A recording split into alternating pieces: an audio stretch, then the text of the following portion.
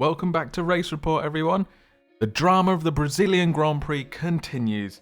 This past weekend, we just had the Brazilian Grand Prix, and from start to finish over the course of the entire weekend, we had drama between Red Bull and Mercedes. One such piece of drama came during the race on lap 48, as Hamilton was trying to overtake Verstappen going around the outside of him, and Verstappen appeared to crowd Hamilton off the track. However, at the time, the stewards noted the incident, however, did not investigate the incident. They felt it was on-track battling and that there was no need to investigate the incident. Now, obviously, you can appreciate where the two teams come down on this. Red Bull are pushing for racing incident, let them race, nothing wrong with it. And Mercedes, on the other hand, are going, hold on, they pushed us off, where's the time penalty? So those are the kind of two camps we're sat in right now. It was a little odd that the stewards chose not to even review it, they just noted it, didn't review it.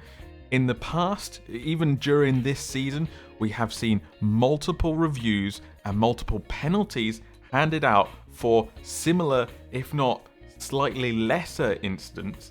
Which, whatever side you come down on, rules are the rules, stewards are there to enforce them, so we've kind of got to take their word for it, really. And as a result, we're having a lot of complaints around consistency right now. There have been these incidents earlier in the season which involved penalties, and this one did not. And at no point has the FIA come out and said, hey look, we hear you, we were being a bit harsh with those penalties, so maybe we're going to dial it back a little bit and let them race a bit more. If they'd said that, I would have said, perfect, sounds great, no penalty needed. However, they've not come out and said that, at least not publicly, which is where I think a lot of the confusion comes in. Now you may be thinking, why is this drama just sparking up again right now? The race has been, it's done, Hamilton went on and won it, so what could they have to complain about? And it's a good question. And the answer is that today there's been new evidence that have come out that Mercedes think will help their case in Verstappen getting a penalty. One of the key aspects that was missing during the Grand Prix for us here at home and for the stewards who noted the issue was that we could not see the forward camera on board with Verstappen to know how much he turned his steering wheel. Obviously, that would be a good indicator of whether he was trying to make the corner as best he could, or if he was kind of letting the steering open a bit so that it kind of ran his car close to Hamilton's and made sure Hamilton went off the track. At the time during the Grand Prix, we had the back-facing camera from Verstappen's car. Obviously, the cameras, they wanted to catch Hamilton cruising up behind Verstappen and then going around him from the rear, not the front. But today is the first time we've been able to see the front-facing camera of Verstappen's car. And it was interesting to see, of course it's always interesting to see these things, it did appear that he did turn, however, probably not as sharply as he could have done. Now, of course, there are a lot of things that go into this. I'm not a racing driver, there's probably no actual racing drivers listening to this that could kind of give us that perspective, but from a layman's perspective, it looked like he could turn the steering wheel more, so why didn't he?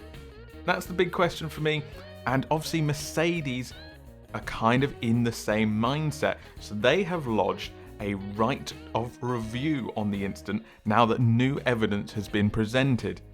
Now this right of review goes to the FIA, and they can accept or not accept the right of review.